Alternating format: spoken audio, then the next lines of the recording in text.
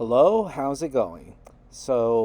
Today's video, I want to focus on something that has been a very recurring theme in the fandom ever since Pokemon Journeys has started. And it's the topic of Go. You may have heard, whether you watch it or not, that a lot of people hate Go. There's a lot of merits to the reasons why they hate Go.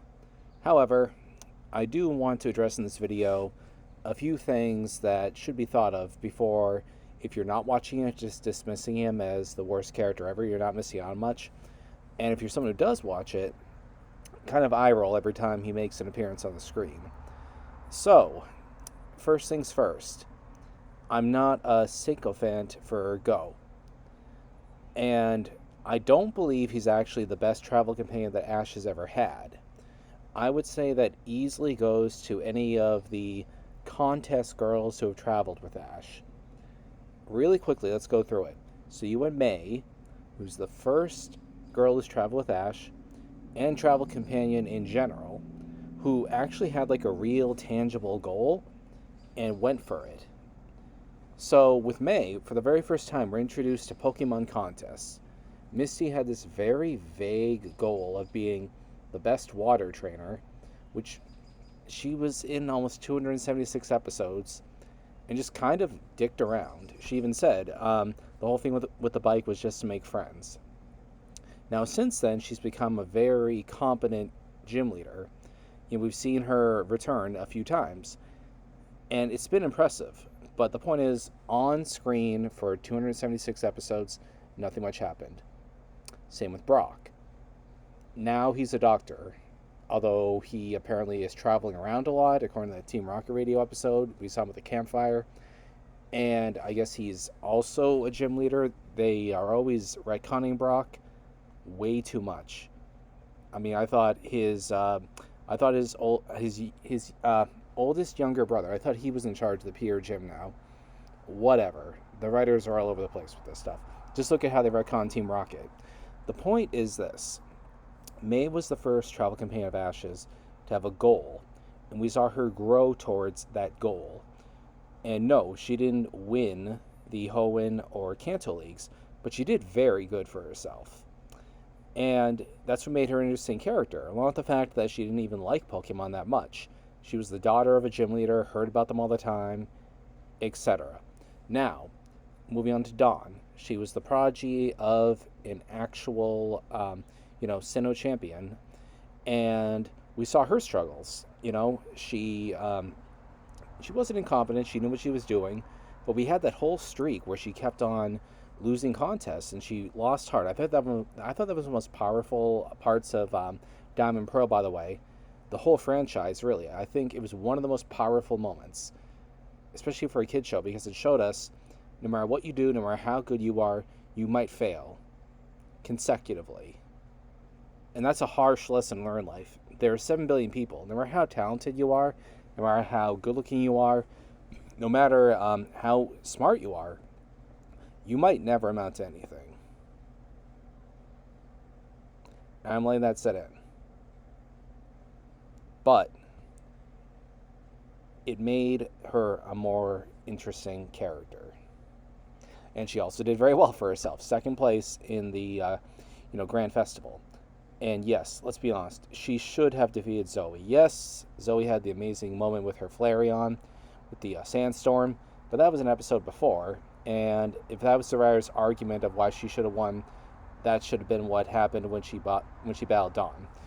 Anyway, moving on, Serena, everyone's favorite travel companion. Not literally, but mine, personally.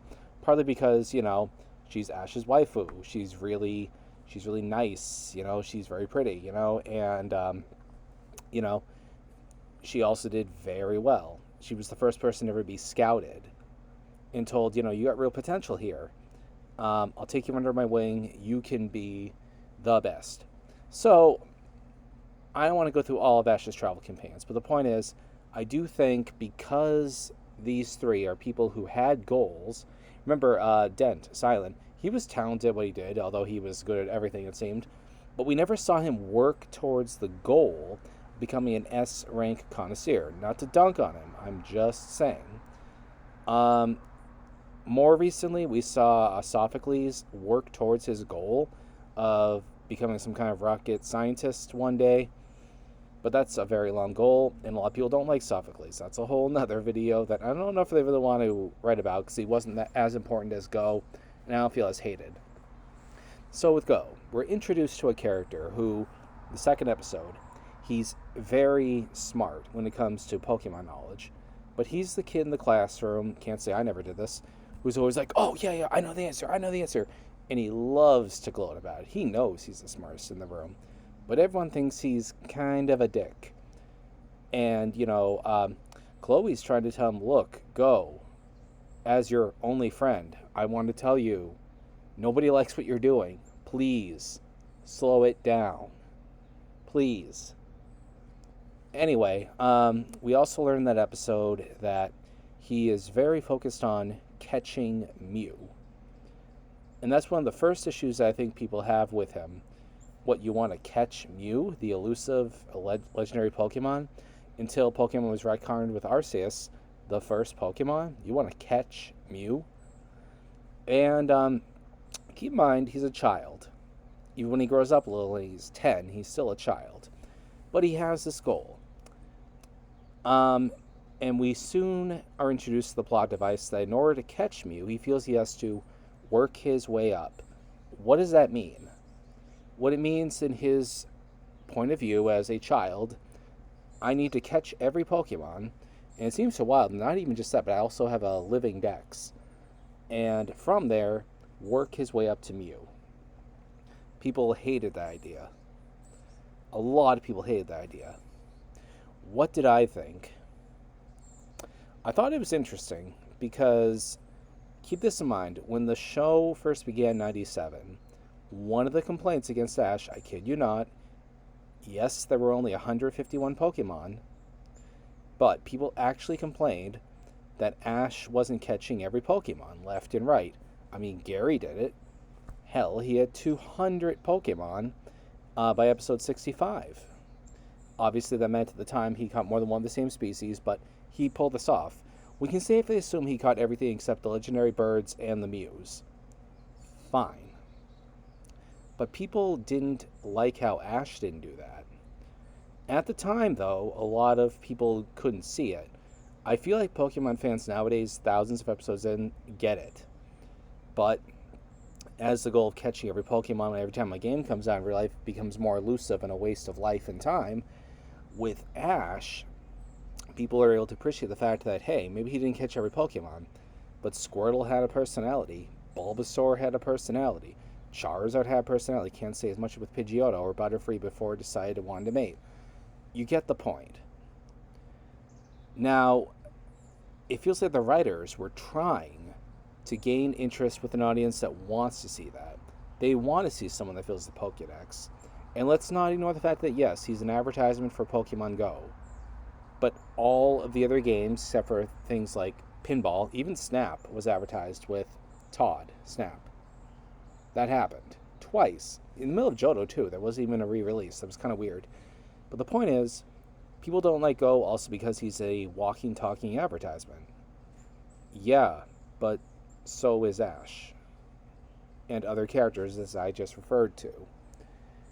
Anyway, so along with his goal, as audacious as people find it, to catch Mew, think of it this way.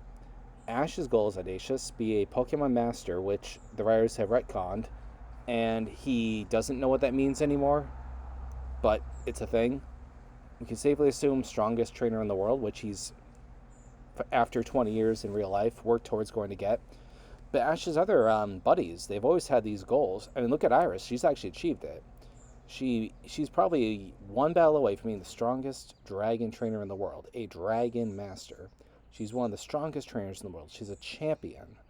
So all of his buddies have had these audacious goals. Maybe not Tracy, which is I want to be Oak's assistant, which happened. But the point is, it would be a boring show if people didn't have lofty goals, even if it's laughable because they're children. But hey, it's aimed towards kids. It's healthy for kids to have people they can look up to. You don't want to tell kids, hey, you'll never amount to anything. If you do, you have to wait till you're an adult. That's not inspiring. You want, as a child, to feel inspired. You want someone you can relate to, not an old man. You want to be able to relate to someone your age who's going to encourage you to be the best that you can be. And let's not overlook it. It's a fantasy story. I mean, if Gary was able to catch 200 Pokemon back in Kanto, if Go's only catching one of each species, Gary did that in 1 year's time IRL. Go, if they really rushed it a little bit, could have actually achieved this goal. Now, here's one of the first problems, though. The writers didn't stick to it. We did have the episode where he caught every bug Kanto Pokemon. Very specific here. And as late as that, I thought, well, they were kind of playing around for a while, but maybe he'll achieve this goal. And no, if you think that we're going to see on screen or even off screen, even with some kind of weird time skip, if you think we're going to see Go achieve the goal of catching every Pokemon before catching Mew, no, that's not going to happen, guys. But, and I don't think anyone in summer 2022 need to be convinced of that. So what the writers did was they introduced the plot device of Project Mew. So Go goes on quests and does things with Digimon character looking people to work his way up the ranks with Mew coins to be able to face Mew at some point. This has been another issue. I think it's natural. Anime, as we know it, has been something that's been around since, well, as we know it, honestly, really just the 60s. Before that, it looked more like a Disney knockoff. But the specific animation, plot device, and everything, it's grown over the years. So, as late as the 1990s, something like what Go was doing wouldn't be completely a thing that's been another runaround. We've seen it all before. The fantasy anime industry, the way they write their stories, has been around for a long time. We've seen things like Project Mew in other anime stories. But specifically with Pokemon, here's what I'm getting at. If this was the original series, and you told me there was going to be these different quests where a character would run into legendary Pokemon, maybe even catch some on the way to working their way up to maybe seeing, let alone catching Mew, I'd say that's incredible. But the original Kanto series, even like something as elusive as a semi-legendary, like a Dragonite, it was huge. It was shadowed out. You saw the lighthouse in Bill's episode.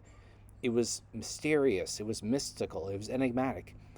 And you can only fully reveal a legendary Pokemon in the movies. So the Mews and the legendary birds. And with the second movie, all three of the birds had this mystique to them, up to the big reveal with Lugia. Since then, Ash's Charizard is defeated in Articuno. Ash saved a Zapdos from dying, throwing it in a lake to save its life. And we've seen Moltres more than once. It was even mystical with the Flame of Moltres, but in the Pokemon League, but we've seen it since then. They're basically, legendary Pokemon now are strong Pokemon. They're not legendary. They're not something you write home about. They're not that special. So now, in 2022, when you see Go defeat a Reggie, if it's its first premiere, you're like, big deal, we've seen Reggies. Ash has fought the original three. He even defeated one, almost defeated, for all intents and purposes, he defeated Registeel with Torkoal. Poor thing always gets knocked on, but that was just the rares being jerks at the last minute. Watch the battle. But the point is, with that, you're looking at this, and you're just kind of thinking, okay, why should we care about this? It's 2022, and these quests aren't interesting. Well, there's the episode where Go almost died in, in the snow. Well, we had that with Snow Way Out. It was very well done. Incredible episode to this day. The point I'm getting at is, Project Mew is not impressing people.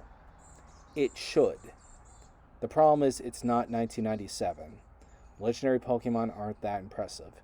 These are quests that we've seen done before with Ash in other formats. We've already seen Mew, by the way, several times. So whether Go will definitely see Mew, but whether Go catches Mew, whatever. That brings me on to the next subject. The idea of Go catching legendary Pokemon being audacious. The writers wrote themselves into a block here. Hear me out. I feel like if Go caught nothing but the Pokemon of the day, it would be dull. all right, he caught this regional starter, he caught this Route 8 regional Pokemon. Who cares? Aside from Galarian Pokemon that we have never seen animated and playing on the show, we've seen every regional Pokemon on screen. Why should we care about seeing any of them again? Why? Who cares? And the thing about that is, the writers really wanted to spice things up. I was actually disappointed. If this is supposed to be the boy who's going to catch Mew, I thought maybe he should have caught Zapdos. Probably the only person who thought that. But it's not a bad writing device that even though he almost did, the writers said, no, you can't catch a Zapdos. It's not that easy this early, kid. Fine. We can go into how they wrote the plot device with Suicune being very weakened that he caught Suicune. I don't think it's the end of the world that he caught Suicune, though. It's not like he uses it in battle to cheapen things. It's not like it's just hanging around the lab. It comes and goes, like the elusive, legendary Pokemon should be. But I think they need to use that as a step up to justify what happened recently with him catching other legendary Pokemon and Mew down the road. Two more things. As far as people saying his Pokemon don't have personalities, well, his Heracross and Pinsir have the recurring love gag, but also, all of Ghost Pokemon who are starters have had personality. You can't say they haven't. And I do think his Grookey is really annoying, honestly. I don't like seeing it whenever it's on screen. But the other two were fine, and I've liked their growth. If you look back to the original Kanto, with the exception of Muck, and maybe Krabby, it eats rice cakes with Professor Oak, I don't know. It was his Kanto starters and Pikachu were the only ones with personality. Specifically his Kanto starters. Specifically Charmander, by the way, only after evolving and disobeying Ash. So, to say that none of his Pokemon personality is not true, and even if it's not too many of them, it's the same with the original series with Ash. So, it's not true to say none of his Pokemon have personality, and I'm simplifying it. I'm talking about the starters and his Heracross and Pinsir. There are others who do have personality, and we have seen it. Don't want to make this too video harping on that. And last but not least, I feel like Gary has been cheapened as a writer. As a character who the writers have written about. He was interesting as a rival, not as much as Paul. And when they decided to make him a researcher to put him out to pasture, fine.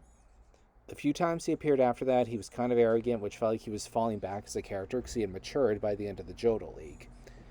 Although we had the cheerleading squad back. And with that said, to see him cocky towards Go all the time, like really old school Gary towards Ash, it's a real letdown, honestly. He should have grown at this point, and he shouldn't be falling back in his old ways. And when they decided, oh yeah, well, Gary does that only to bring out the best in his rivals, there was nothing to ever indicate that in the original story. That was never there. It never was a thing. So, with that said, here's what I'm getting at. There are a lot of faults with Go. And I'm just here to say, no, I don't think he's the best traveling companion Ash has ever had. I don't think he's the worst. I don't think he's a bad character. But the writers messed up. He should have been the most interesting Ash had traveled with. They kind of started off strong. Someone who's a know-it-all. Literally, though, he knows his stuff. So before even starting his quest, he knows all the stuff about Pokemon. He has a clear-cut goal, which is ambitious, but could have been done with the time frame that they had. And then everything fell apart. And they've tried to save that with Project Mew. Here's what they should have done. Go, along with being intelligent, should have had experience. He should have already had every Pokemon, non-legendary, and a handful of legendaries from the original 7 regions, and been new to Galar with Ash. And Galar, by the way, has been extremely underrepresented in Journeys. It's a joke, but the point is, they should have spent more time in Galar. When they did, he would catch every Pokemon in Galar. And as viewers seeing these Pokemon for the first time on the screen, they'd be registered to his Pokedex, and he'd have all of these new Pokemon. And it wouldn't be cumbersome to watch him catch these things we've already seen before. We'd be excited with him. and he'd have all these Pokemon in his Pokedex to live up to his know-it-all status. People would have liked to go a lot more with that.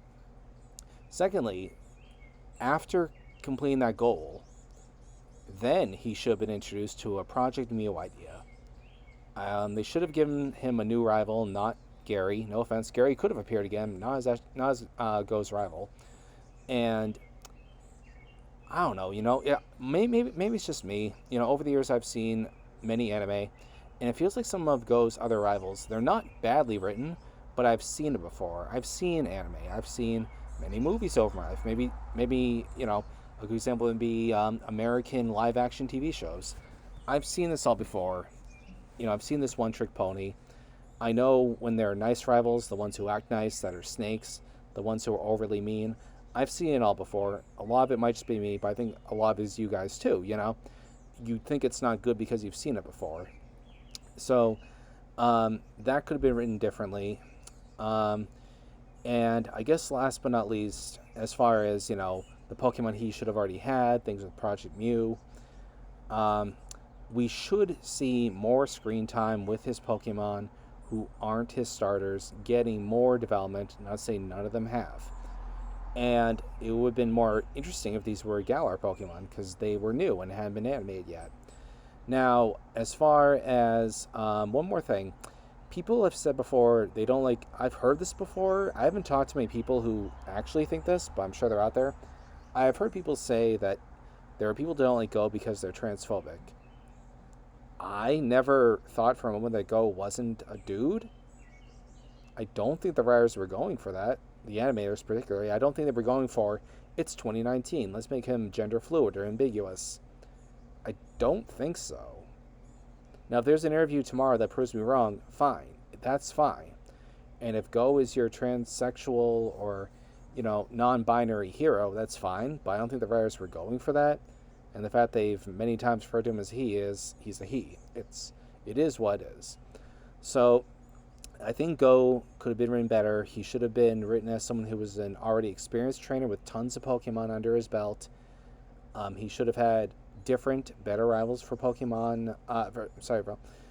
For Project Mew. And the other thing I would point out here too is people saying that with Go, when he catches Pokemon, it takes a lot of time off screen. So Charu Sharo did a very good video that talked about Japanese fans, particularly, why they hate Go. And they have said that one of the reasons is because when he catches a Pokemon, it takes time off the screen. If these were Galarian Pokemon we had never seen before, and they did a lot of this boom, boom, boom, boom, boom, it would only be one Pokemon an episode with a 3.5 year span for a series, so roughly 170 episodes, 30 seconds of our time, nothing. That's nothing close to the nonsense we've had before Unova with Team Rocket just being on the screen cuz Team Rocket, they exist, they're a thing. I don't know. Anyway, I do think he's grown too. And this is an important thing. So we do see Go's childhood rival, and he's appeared again. And this childhood rival has the goal of catching Celebi. The show has shown before there's one-to-one Celebi, which they do with legendaries all the time. It makes them less legendary, honestly. And with that said, we know Go, unless he catches another Celebi, won't ever be able to complete the Pokedex. Fine. They've retconned that with Project Mew. But the point is, we do see he had a childhood friend who he's been reunited with. What is Go's strengths, finally? I'm saying what the writers did wrong, what people don't like. He's grown. Go was someone who had a hard time making friends. He had made 2 in his life that we know of because he was confident in his knowledge and that, pushed people away.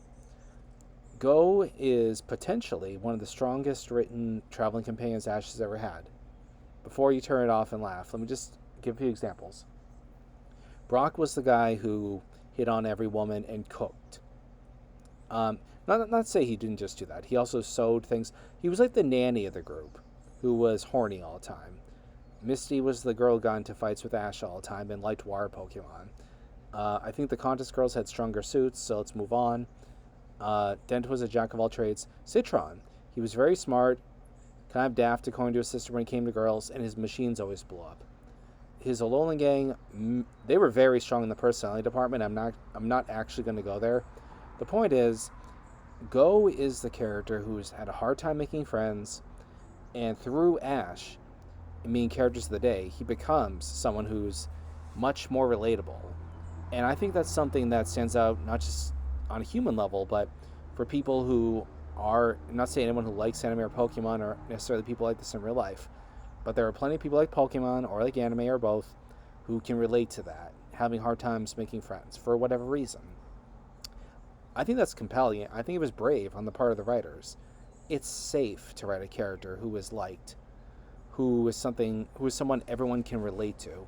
Why not make someone who has issues in real life that people can relate to? And he has grown in that department. As far as Project Mew goes, I think it's interesting how he wasn't the Wunda kid with that. He barely made it, and hurt him. He barely made it into these finals. I think that was brilliantly done. He barely made it. And he knows, he feels like he shouldn't be there. He has earned it, barely. He's got a lot of work to do with this final mission. But that's powerful. And, although he is the character who's known for catching Pokemon, when you see an episode per episode thing, he does bond with the Pokemon that he's caught. He knows what they'll be useful for in a situation. When you see how he talks to them, how he interacts with them, he's close with them. Don't forget things happen off screen. And that's the other thing. They should have had him catch more things off screen. Also, I feel like Ash has had a lot of real close friends. Some Poketubers refer to the Kalos buddies as the first time he had a real family. Alola, yes, very literally, family. And he was very close with his Alola buddies. Safe to say he gets along with his travel companions. I feel like Go is the closest thing he ever had to the one-on-one bro, who they do everything together, tend to agree on a lot of the same things with their quests of the day. You see it with the intros, so them debating over what region to go to, what legendaries to see. So the final thing I'm going to say then is just this. No, I don't think Go is the best travel companion Ash ever had, but I don't think he sucks. I think I have gone over the complaints people had and addressed them. I think he has had the potential to be the best traveling companion Ash ever had. The writers screwed up. If I was writing the series, I would have done much differently. This is important. I would have kept honestly, I would have kept all of Go's personality attributes. Being cocky, hard time relating to people, but growing from there, which he has. The issue has been his goal, how lofty it was, and how they've tried to have him get to that point. And that's the problem there. Anyway, love to hear your thoughts, guys. I'm probably in the minority here. Maybe there are one or two people agree. Yeah, I think this guy's onto something. I wish Go well. I don't like the fact that it feels like the Master State tournament is being rushed for something like Project Mew, which the writers have had plenty of time to finish up months ago and should have finished up months ago. And by the way, if the Master State tournament isn't particularly rushed for this, when you get off the high of the Masters 8, people are just watching for that. I don't know if they're going to stick around for Project Mew just because they're feeling good about the show. We'll see. Anyway, that's it. Talk to you guys later.